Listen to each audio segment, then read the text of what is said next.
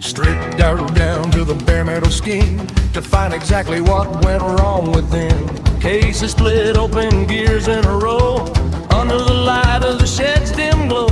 Measuring the bolt that fell in the pan, a tiny little hitch in the master plan. 5 millimeters wide, 35 long, the piece of the puzzle where it doesn't belong.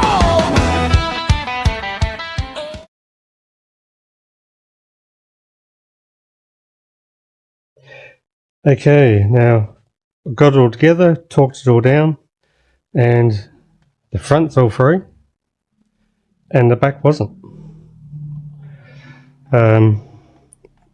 Both shafts on the outside wouldn't turn at all. I've taken the neutral switch out, had a look. The piece that the neutral switch rests on is sitting directly above, so it should be in neutral. And we went around and I've just released the tension on all of them, and all of a sudden it's free again. But I don't know if it's meant to have that. The other side doesn't. But if you have it like that, it's free. But if you push it in, it's catching. And I don't think that's something good.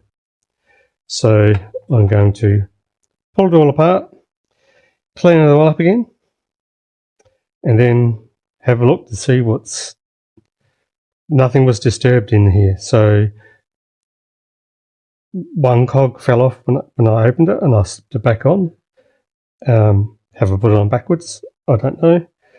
So I'm going to pause the video, pull it apart, and then have a look and see what's going on. And I'll bring you back at maybe as I'm about to split it again. Okay,